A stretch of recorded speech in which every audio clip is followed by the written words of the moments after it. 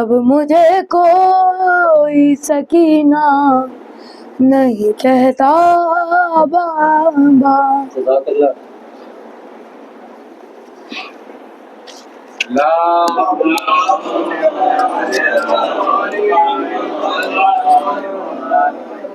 فاتحہ.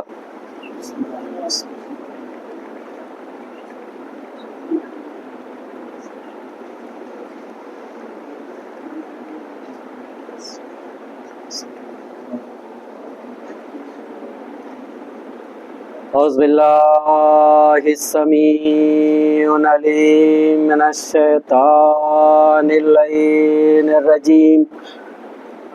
بسم اللہ الرحمن الرحیم. الحمدللہ رب العالمین والصلاة والسلام علی واشرف الانبیاء مرسلین نبی القاسم محمد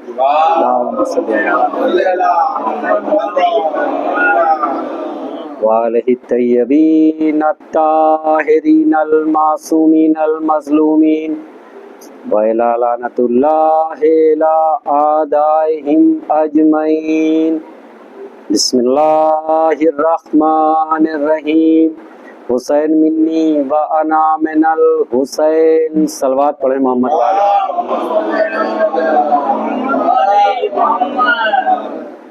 عزیزان گرامی قدر اور عزاداران مولا مظلوم عام کربلا، آج اس رونق افروز عزا خانے کی عشرہ مجلس کی لگاتار 6ویں مجلس میں آپ سے مخاطب ہونے اور ذکر حسین کرنے کا شرف حاصل کر رہا ہوں. عزیزان گرامی، مجلس کا موضوع پیغمبر اسلام کی مشہور و معروف حدیث حسین منی و انا من الحسین، میرا حسین مجھ سے اور میں حسین سے ہوں. ختم مرتبت کے اسی مقبول قول کی روشنی میں گفتگو کا سلسلہ پچھلے 5 دن سے جاری ہے. اسی سلسلے کو آگے بڑھاتے ہوئے چند باتیں آپ کی خدمت میں اور ربط مصائب. صلوات پڑھیں محمد والے.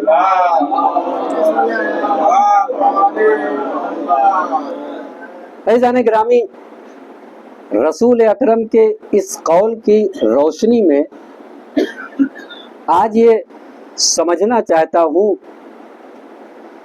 کہ ذکر حسین، عزائے حسین، عزاداری، تعزیہ داری اور ماتم داری، اس کا ہماری زندگی میں یعنی ہم سب کی زندگی میں اس کی ضرورت کیا ہے، اس کی اہمیت کیا ہے، اس کی مرتبت کیا ہے، یہ جاننا اور سمجھنا بھی تو ضروری ہے کہ ذکر حسین ہمارے لیے ضروری کیوں ہے، اہم کیوں ہے.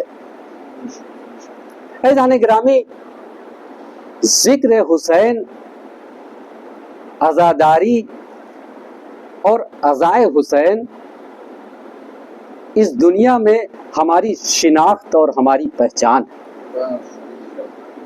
ذکر حسین کے ذریعے ہی اس دنیا میں ہماری پہچان ہے. ذکر حسین کے ذریعے ہی ہمیں جانا جاتا ہے، ہمیں پہچانا جاتا ہے. اور شناخت اور پہچان، جان اور پہچان سے بھی ایک قدم آگے بڑھتے ہوئے ذکر حسین کے لیے ہی ہمارا وجود ہے، یا یوں کہیں کہ ذکر حسین کی بدولت ہی ہمارا وجود ہے. صلوات پڑھیں محمد والے.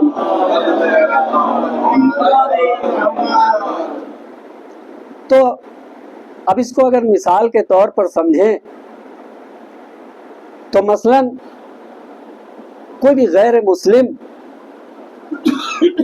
اسٹرینجر، اجنبی جس سے ہماری ملاقات ہوئی، اسے پوچھا کہ آپ کا کیا نام ہے؟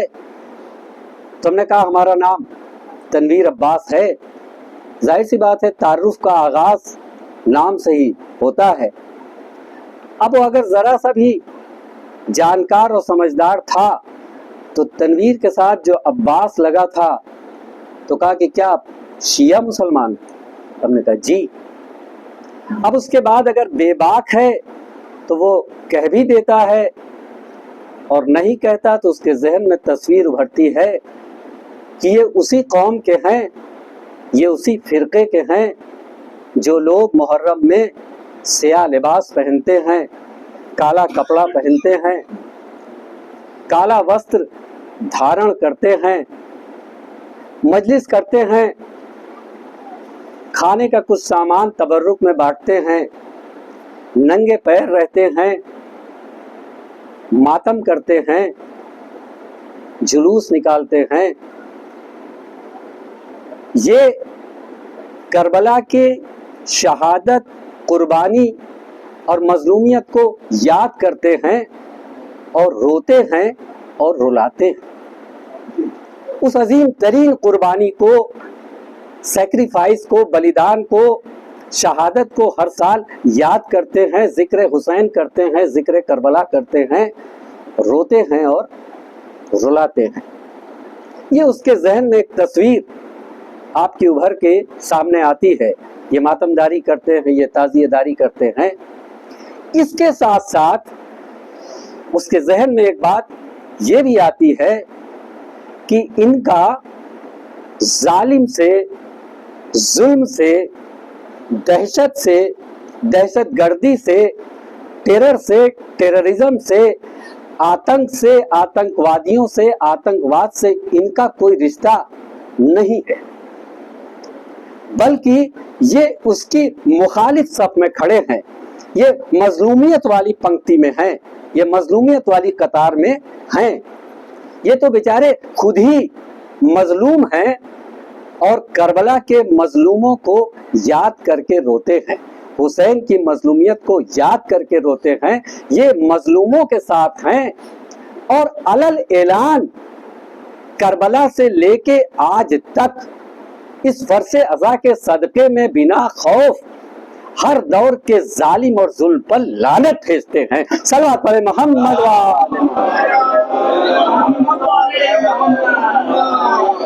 تو یہ ایک بغیر کچھ کیے دھرے کسی کے ذہن میں ذکر حسین، عزائے حسین اور عزاداری کی وجہ سے ہماری ایک شناخت ہے، ہماری ایک پہچان ہے، ہماری ایک امیج، ہماری ایک تصویر اس کے ذہن میں آ گئی کہ یہ کسی کا خون بہانے میں دلچسپی نہیں رکھتے، بلکہ کربلا کو یاد کر کے اپنا خون خود بہاتے ہیں۔ ایک تصویر اس کے ذہن میں بنی تو یہ شناخت، یہ پہچان، یہ امیج، یہ تصویر اس فرش ازا کی بدولت، یہ ہمارے لیے فخر کا سبب ہے، یہ ہماری خوش نصیبی ہے۔ کسی انسان کے لیے یہ شرف کی بات ہے کہ صرف تعارف سے ہی اس کی اتنی پازیٹیو امیج کسی کے ذہن میں آ جائے۔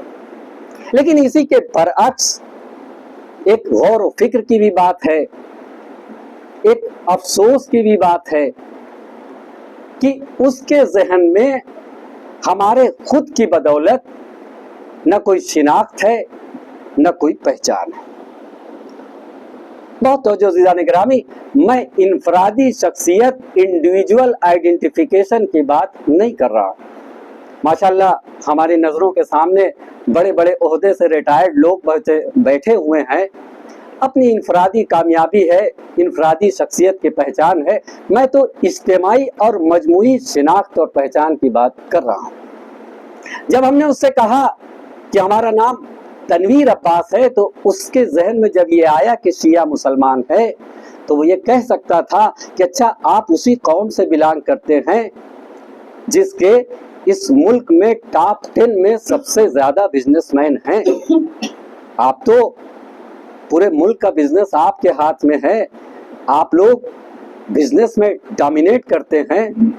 وہ یہ بھی کہہ سکتا تھا اچھا آپ اسی قوم کے ہیں جو ہمارے ملک میں علم اور ٹیکنالوجی میں سب سے آگے ہیں، ہمارے ملک کے سب سے زیادہ ٹیکنوکریٹس آپ کے بیچ کے ہیں، ہمارے ملک کے سب سے زیادہ علمداں، سائنسداں آپ کے ہیں، اسکالر آپ کے ہیں، तमाम यूनिवर्सिटीज में प्रोफेसर्स आपके हैं। वो ये भी कह सकता था अच्छा आप उसी कौम के हैं जिसके लोअर कोर्ट से लेके सुप्रीम कोर्ट तक बड़े बड़े नामवर और नामचीन एडवोकेट्स हैं। अच्छा आप उसी कौम के हैं जिसमें बड़े खिदमतें खल करने वाले लोग हैं, जगह जगह लंगर चला देते हैं, भंडारा चला देते हैं, कहीं कहर पड़ता है पहुंच जाते हैं। इत्तेफाक से ये हमारी इमेज नहीं है, ये सिख भाइयों की इमेज है जिनके बुजुर्गों ने हमारे मासूम से सीखी और हम अमल में न ला सके वो अमल में ले आए। सलावत पढ़े मोहम्मद व आले मोहम्मद। ये उसके जहन में आ सकता था कि अच्छा आप उसी कैटेगरी उसी कौम के हैं।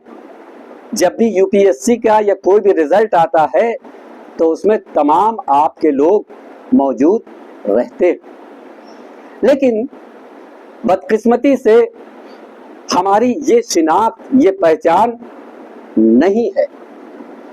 अब इसमें हम तादाद का बहाना कतई नहीं कर सकते क्योंकि तारीख गवाह है करबला के 72 करबला के 72 लाखों फौजी पर भारी थे, हैं और कयामत तक रहेंगे। इन 72 के तादाद दुनिया के बड़े से बड़े आम से आम लोगों को याद है।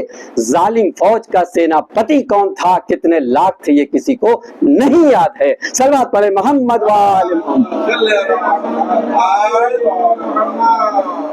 तो हम तादाद का बहाना भी नहीं कर सकते। वैसे भी सोना हीरा हमेशा कम तादाद में ही पाया जाता है, और अगर आप गौर करें तो हमारे मुल्क में बहुत से लोग ऐसे हैं जिनकी तादाद बहुत कम है लेकिन बड़े बड़े ओहदे पर हैं, वो डोमिनेट करते हैं। तो एक बात तो ये हो गई। दूसरी बात, हम हालात का सरकमस्टांसेस का भी परिस्थितियों का भी कोई बहाना नहीं कर सकते, इसलिए कि सरकमस्टांसेस हालात और परिस्थितियां जिंदा मिसाल हमारे सामने ईरान है। तमाम सख्ती के बावजूद, तमाम पाबंदियों के बावजूद, इल्म में टेक्नोलॉजी में उसने सेल्फ डिपेंड होके दिखा दिया, उसने कामयाब होके दिखा दिया कि सख्ती, पाबंदी, पार्शियलिटी तुम्हारा कुछ नहीं कर सकती। तुम्हारे अंदर अगर अज़्म होगा, अली वाले हो, तो तुम कामयाबी हासिल कर सकते हो, बुलंदी हासिल कर सकते हो। सल्लल्लाहु अलैहि मोहम्मद।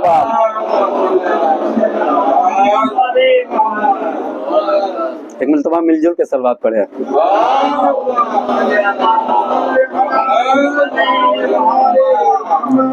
ये गौर व फिक्र का मौजू है और घबराने की बात नहीं है। घबराने से कुछ नहीं होता। हाँ, हमें गौर व फिक्र करना है और अपनी अपनी कैपेसिटी के एतबार से हर फर्द कंट्रीब्यूशन करे तो बेशक वक्त के साथ हालात बदल सकते हैं और हमें हालात बदलना भी है। दूसरी चीज, इसी फर्श अदा के सदके में, ये तो रही दीन की बात, दुनिया की बात। दुनिया की शिनाख्त और पहचान भी हमारे पास सिर्फ आज़ादारी सरमाया है, हमारी अपनी कोई पहचान, कोई शिनाख्त नहीं है। यही हाल दीन का भी है। जितना भी दीन हमको मिला है, इसी जिक्र हुसैन से, इसी फर्श अज़ा से, इसी अदादारी से, बचपन से लेके आज तक। जो खतीब ने, जो शायर ने, जो मरसिया गो ने, जो नौहे खां ने, जो जाकिर अहले बैत ने बयान किया, माँ की गोद से लोरी की तरह हमारे कानों में जाती रही। बस वही महफूज है, वही हमारा सरमाया है। दुनिया के और कौमों के मुकाबले और फिरके के मुकाबले अगर हम खैबर, खंदक, बद्र, उहद, तारीख़ इस्लाम, इस्लाम के कवानीन को बेहतर तरीके से एक्सप्लेन कर पाते हैं तो उसकी वजह यही है कि जो हमें इल्म इस फर्श अज़ा ने दिया है। सल्लल्लाहु अलैहि मोहम्मद वाले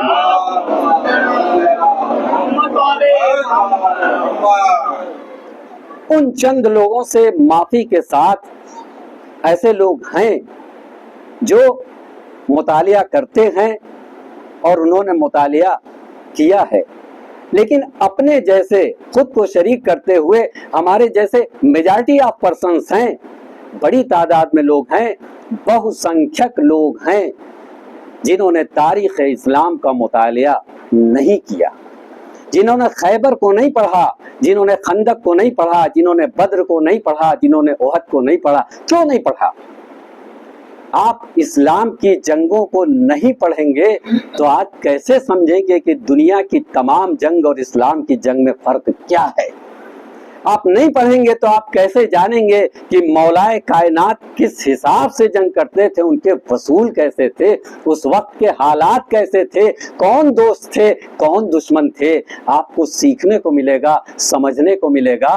دین اسلام عقل کا مذہب ہے، سیکھنے کا مذہب ہے، سمجھنے کا مذہب ہے، جاننے کا مذہب ہے، لیکن ہم اتنا ہی دین اختیار کرتے ہیں جتنا آسانی سے کام چل جائے، جو ہمارے اعتبار سے اپنے روٹین کو ڈسٹرب نہ کرے۔ باقی تو سب مولانا صاحب کی ذمہ داری ہے، انہی سے پوچھ لیں گے، ان کو جاننا چاہیے۔ جتنا ہمارا کمفرٹ زون ہو ہم اتنا ہی جانیں گے۔ صلوات پڑھیں محمد والے محمد۔ خیبر کو ہم اتنا ہی جانتے ہیں کہ مولائے کا پیغمبر اسلام نے اعلان کیا، لوگ علم لے کے آتے جاتے رہے کہ کل میں علم اسے دوں گا جو مرد ہوگا، جو کرار ہوگا، جو غیر فرار ہوگا، جو اللہ اور رسول سے محبت کرتا ہوگا اور اللہ اور رسول اس سے محبت کرتے ہوں گے۔ اور مولائے کائنات گئے اور در خیبر کو بڑی آسانی سے اکھاڑ دیا۔ بس اتنا ہی ہے۔ کیا یہی ہے خیبر؟ اور خیبر سے ہمیں اتنا ہی سبق لینا ہے؟ غدیر ہم علی کی ولایت کو ماننے والے، علی کی ولایت پہ یقین رکھنے والے، مولائے کائنات سے محبت کرنے والے، اس نظام کو ماننے والے ہیں، لیکن غدیر کو بھی ہم نے کتنا سمجھا؟ بس اتنا ہی نا کہ حاجیوں کا پیغمبر اسلام نے ایمرجنسی سیشن بلایا، آپات کالین سطر بلایا اور اعلان کیا، من کنت مولا فہذا علی مولا۔ بے شک اس خطبے کا یہ جز ہے، لیکن اس نے کے آگے ہم کبھی بڑھے ہی نہیں۔ من کنت مولا فہذا علی مولا، وہ جو پورا خطبہ ہے، کیا اس کے ٹرانسلیشن کو پڑھنا نہیں چاہیے؟ کیا غور نہیں کرنا چاہیے؟ کیا فکر نہیں کرنا چاہیے؟ کیا یہ ضروری نہیں ہے؟ صلوات پڑھیں محمد والے محمد۔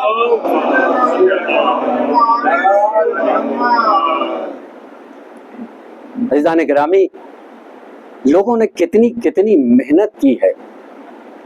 علامہ عبد الحسین امینی، ہم پورے خطبے کا ٹرانسلیشن بھی اپنی جو زبان ہم سمجھ سکتے ہیں، نہ ہم نے اس کو پڑھنے کی کوشش کی، نہ جاننے کی کوشش کی، نہ سمجھنے کی کوشش کی، بس من کنت مولا ہو فہذا علی مولا۔ علامہ عبد الحسین امینی تاریخ اسلام کے، اسلامی دنیا کے بڑے اسکالر گزرے ہیں۔ کتنا بڑا کام انجام دیا انہوں نے۔ الغدیر نام کی کتاب لکھی اور اس کے 20 وائلیوم ہیں، 20 جلدوں میں لکھی، 20 کھنڈ میں لکھی الغدیر، اور مختلف زبان میں اس کا ٹرانسلیشن ہو چکا ہے۔ سوچئے پوری زندگی کا ایک بڑا وقت انہوں نے اسی کے لیے دے دیا۔ وہ ایک سرمایہ ہے، وہ ایک کلیکشن ہے۔ کتنا مطالعہ کیا ہوگا اس شخص نے، کتنا غور کیا ہوگا، کتنا فکر کیا ہوگا۔ دنیا کے تمام لائبریریز میں جہاں جہاں غدیر سے تعلق رکھنے والی بکس مل سکتی تھی، وہاں وہاں علامہ امینی گئے، مطالعہ کیا، کلیکشن کیا۔ اور آج کا انٹرنیٹ کا دور بھی نہیں تھا۔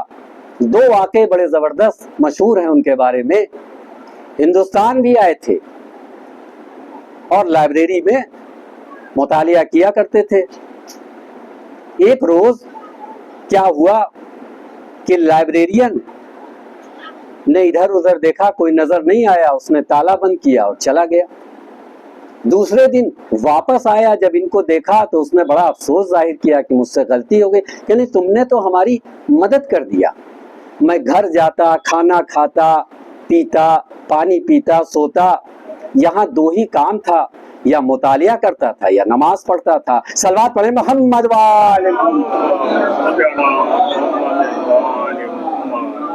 دوسرا واقعہ, جب ہندوستان سے لوٹ کے گئے تو لوگوں نے پوچھا کہ یہ بتائیے آپ ہندوستان گئے تھے, آج کے دور کا انٹرنیٹ کا دور نہیں تھا کہ ہم بیٹھے یہاں ہیں, کشمیر کے بارے میں سب جانکاری, بیٹھے یہاں ہیں اور ایران کے بارے میں ساری جانکاری.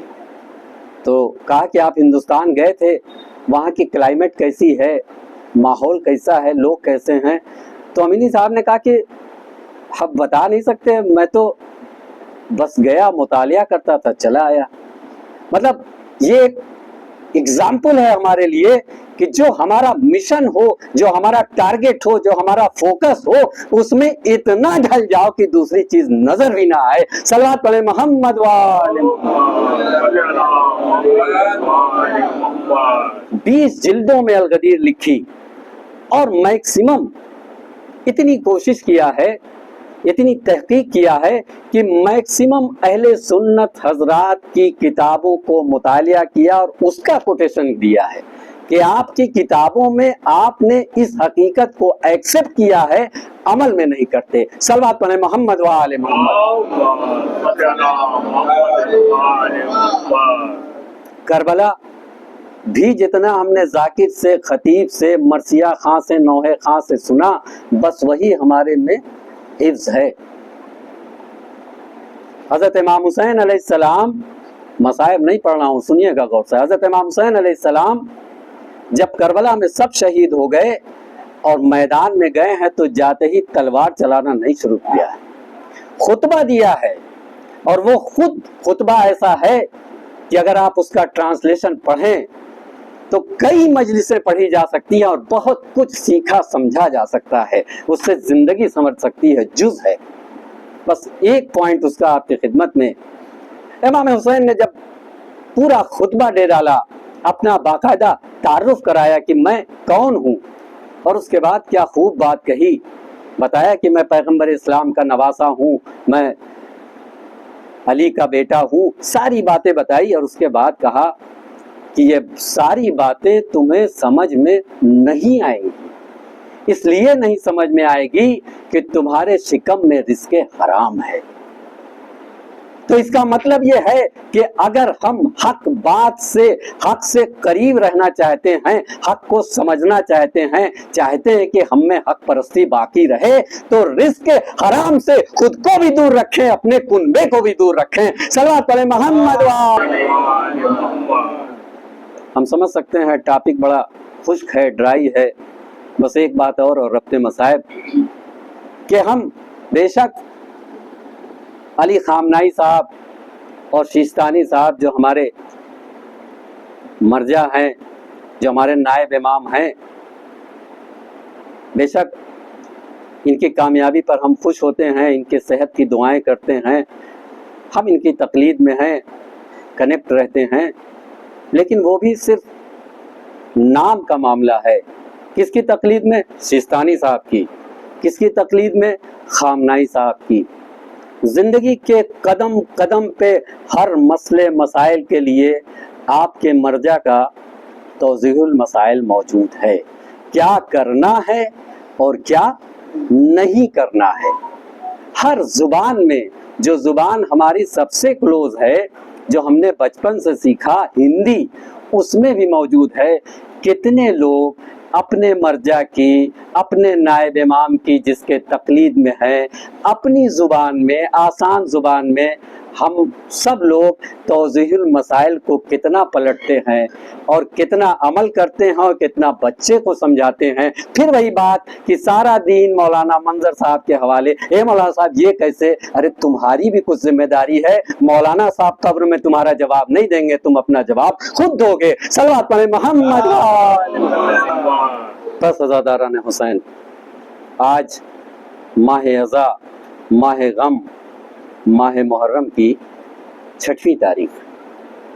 عزاداران حسین, آج آپ کی خدمت میں اس شہید کا مصائب اور شہادت پڑھنا چاہتا ہوں جو کربلا کا شہید تو ہے لیکن گھوڑے پہ سوار ہو کے نہیں گیا، اپنے پیروں پہ چل کے نہیں گیا، لیکن اس کا شمار کربلا کے شہیدوں میں ہے۔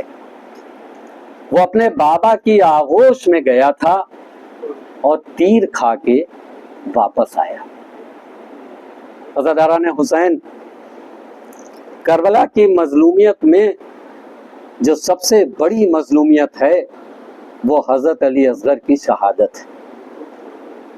حضرت عباس کے لیے مان سکتے ہیں کہ امام حسین نے جنگ کی اجازت نہیں دی تھی، لیکن فوج حسینی کے علمدار تھے، دشمن فوج سمجھ سکتی تھی کہ یہ جنگ کرنے آئے ہیں۔ علی اکبر جنگ کرنے گئے تھے، جنگ کیا بھی، قاسم نے بھی، علی اصغر تو تیر لے کے نہیں گئے تھے۔ ہاں عزاداران حسین، شب عاشور ہے، تمام مائیں اپنے بچوں کو تیار کر رہی ہیں۔ ایک ماں ایسی بھی ہے جو گہوارے میں اپنی ماں سے کہہ رہی ہے، بیٹا تم جوان نہیں ہو، تم اپنے قدموں پہ چل نہیں سکتے، میرے دودھ کی لاج رکھ لینا۔ خدا آپ کو کسی غم میں نہ رلائے سوائے غم سید الشہداء کے۔